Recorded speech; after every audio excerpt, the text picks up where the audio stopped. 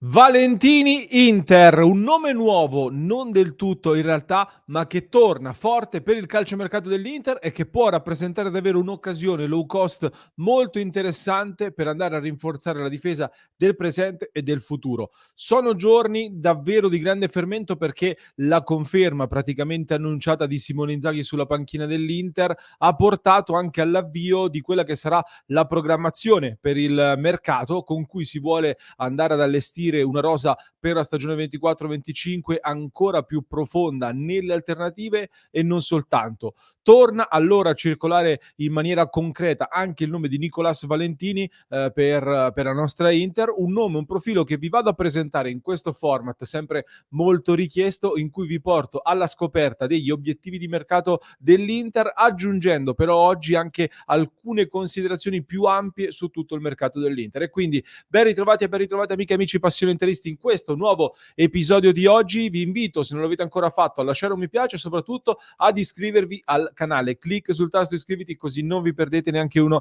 dei nostri contenuti di ogni giorno e le dirette delle 19:30 dove leggiamo tutti i vostri commenti. In questo format partiamo come sempre dalle notizie, dall'aggiornamento. Perché parliamo oggi di Valentini? Allora,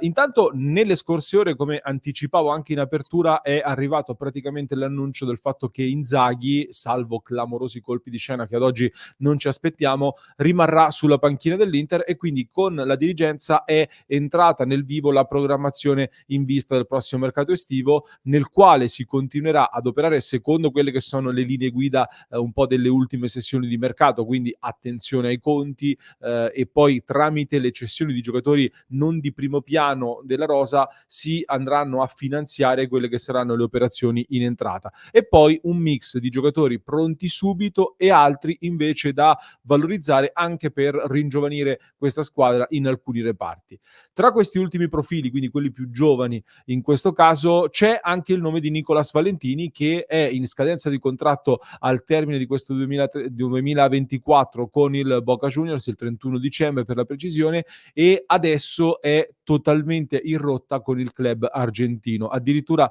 è finito fuori rosa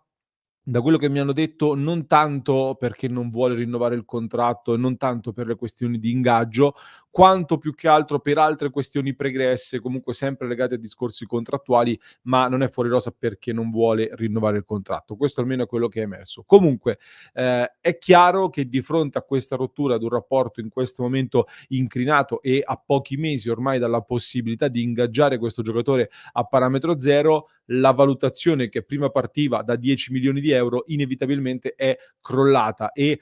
considerando anche che ha un ingaggio molto basso per quelli che sono gli standard europei e soprattutto dell'Inter, rappresenta una potenziale occasione dal punto di vista economico e tecnico su cui l'Inter si era già mossa nei mesi scorsi perché il vice di Ausilio Bacin lo aveva anche visionato da vicino dal vivo in Sud America lo scorso novembre, dicembre comunque nel 2023 e pare anche che il grande Walter Samuel, il nostro muro che di difensori immagino ne capisca e abbia buon occhio per i difensori, lo avrebbe consigliato ad Avia Zanetti. Quindi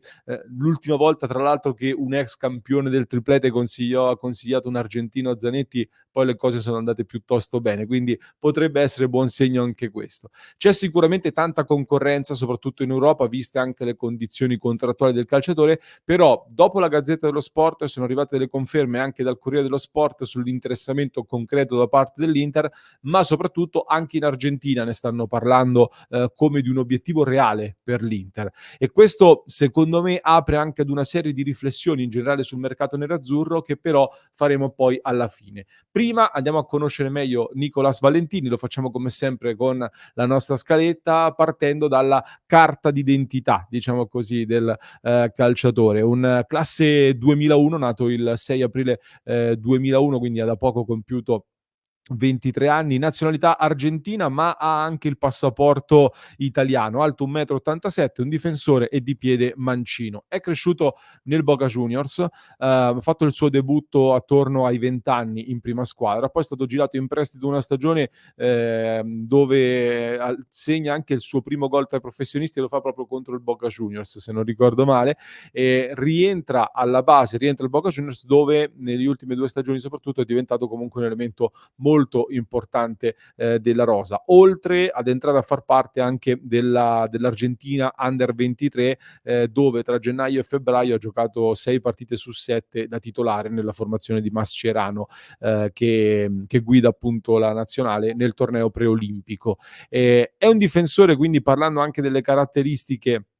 del giocatore, è un difensore mancino con una struttura fisica importante, è comunque abbastanza abile anche con il pallone tra i piedi, quindi unisce quelle che sono le caratteristiche del difensore moderno: fisicità, ma anche una buona precisione nei passaggi. Per questo motivo è stato impiegato anche da terzino sinistro in alcuni momenti, rimane però in questo momento soprattutto un difensore centrale, secondo me, da difesa a 4 per ora, ma adesso ci torneremo. È alto 1,87 m come vi dicevo prima, quindi è anche abbastanza abile nel gioco aereo, però la sua caratteristica migliore secondo me rimane il tempismo negli interventi, proprio la scelta e le letture difensive in questo senso. Non ha paura dell'1 contro 1, anzi lo cerca molto anche l'1 contro 1 e sfida anche gli avversari più veloci con una buona fiducia. Questo perché comunque avendo un buon senso della posizione e giocando molto anche sull'anticipo, riesce a fare questo molto bene, gioca molto anche sulla scivolata, quindi sui tackle potete andare a guardarvi anche qualche video, se non lo conoscete vedrete anche tanti interventi in scivolata, però ecco, è un giocatore che sa leggere bene anche le traiettorie, anche sul colpo di testa sa posizionarsi bene, quindi avere il giusto tempismo per liberare l'area di rigore.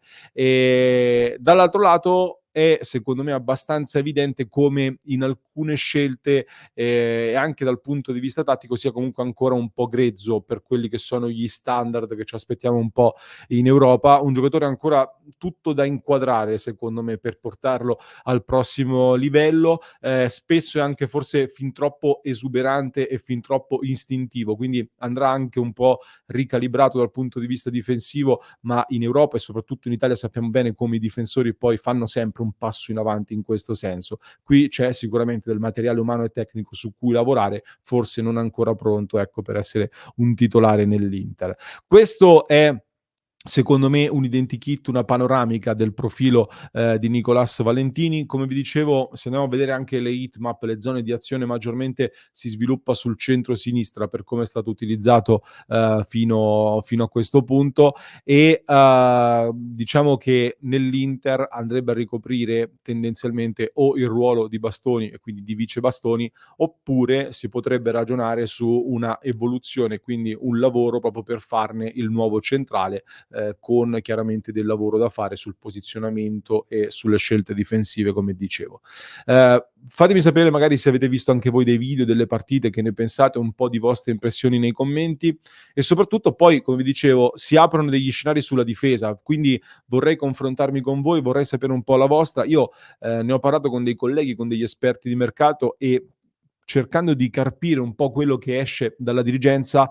secondo me possiamo a questo punto immaginare 3 cose sul mercato dell'Inter, che è sempre in evoluzione. Però ad oggi la prima cosa che viene fuori è che il prossimo mercato, sarà un mercato nel quale l'Inter va verso un aumento del monte ingaggi. Dopo alcune sessioni di contrazione e di riduzione delle spese, ci potrà essere un po' di aumento del monte ingaggi, dato anche da dei rinnovi di contratto pesanti che si stanno trattando e dovrebbe esserci anche spazio a bilancio per fare un buon colpo in entrata senza ricorrere per forza di cose alla cessione dei big, che non va mai esclusa, va sempre tenuta d'occhio, ma al momento l'Inter vuole escludere, vuole blindare tutti e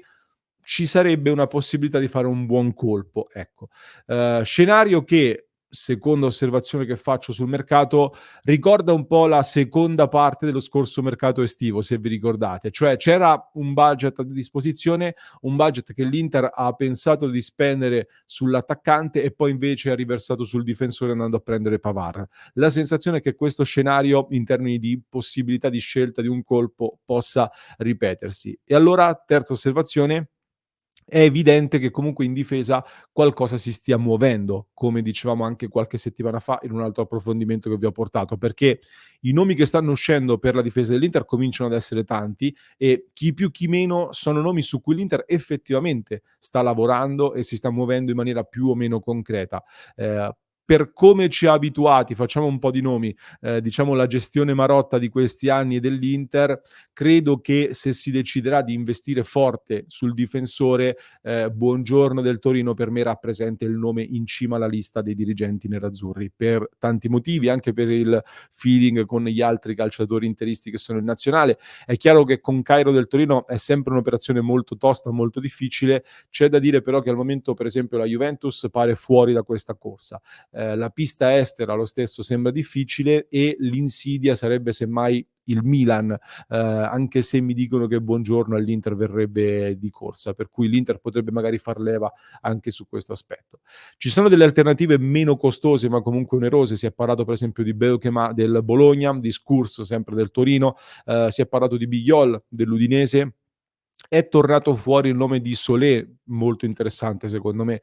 del Salisburgo di cui si parla da tempo. Si è parlato di Boskagli che gioca in Olanda, forse profilo un più costoso rispetto a questi ultimi. In generale comunque nomi su cui poter fare un investimento. Dall'altro lato ci sono invece delle opzioni low cost, per cui se si decidesse di spendere in un altro reparto, per esempio in attacco, occhio quindi a delle opzioni low cost per la difesa, almeno in termini di cartellino, perché per esempio il solito Hermoso in uscita dall'Atletico Madrid sarebbe a 0 per il cartellino, ma un ingaggio sicuramente importante, oppure lo stesso Valentini del Boca Juniors di cui stiamo parlando in questo contenuto. In tutto questo però mi sembra abbastanza evidente che dietro ci sia diciamo che qualcosa ci sia, comunque una voglia di cambiare dal punto di vista difensivo, e non credo che ci si stia preparando ad una cessione di bastoni, come dice qualcuno. Certo, ripeto, come dicevo prima, il mercato è sempre da tenere d'occhio. Un giocatore come Bastoni inevitabilmente è sempre appetito, però al momento la volontà di tutti, lato giocatore e lato Inter, è quella di andare avanti insieme, quindi non dovrebbe esserci preoccupazioni in questo senso, per cui qualcuno sostiene che Carlos Augusto possa aver convinto Simone Inzaghi ad usarlo come vice bastoni sempre più spesso, quindi potrebbe essere riempita così quella casella lì. A me dispiacerebbe un po' perché penso che Carlos Augusto possa fare benissimo il quinto e possa fare molto, però considerando questa ipotesi che circola, considerando che a destra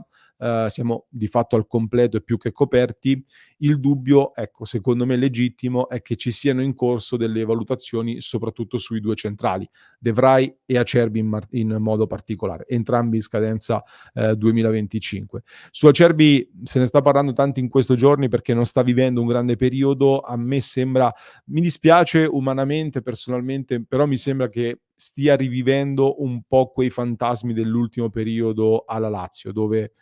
diciamo che questioni extracampo, di non grande feeling con la dirigenza, eccetera, avevano influito poi anche sul rendimento in campo, e dopo il caso Juan Jesus potrebbe esserci qualcosa anche di questo tipo, magari, che si sta riflettendo sulle prestazioni in campo. Vedremo. Io comunque sarei eventualmente d'accordo con la scelta di puntare su un giocatore più giovane lì in mezzo alla difesa, su cui costruire anche la difesa del futuro, a meno che non si voglia lavorare su uno degli altri da riconvertire come centrale, e in questo caso i nomi, i candidati sono un po' sempre gli stessi: Pavard, Bissek che mi intriga, e alcuni dicono Bastoni, anche se per me togliere Bastoni da lì a sinistra in questo momento sarebbe un grandissimo peccato. Fatemi sapere un po' la vostra nei commenti, che cosa ne pensate di questi scenari e non solo di questo calciatore. Leggerò poi i vostri commenti nella diretta alle 19:30, così ci confrontiamo. Vi ricordo di fare un salto su passioninter.club. Questi giorni stiamo preparando un bel po' di contenuti insieme nel club, stiamo facendo un bel po' di appuntamenti esclusivi come il lunedì alle 22, il giovedì con il watch party, ci guardiamo partite, documentari, film e serie TV tutti insieme, quindi vi aspettiamo anche lì su passioninter.club. Vi lascio con un altro approfondimento che ho pubblicato nelle scorse ore. Per recuperarlo trovate il link in descrizione per chi ci ascolta in podcast, mentre per chi ci segue da YouTube vi basta cliccare qui.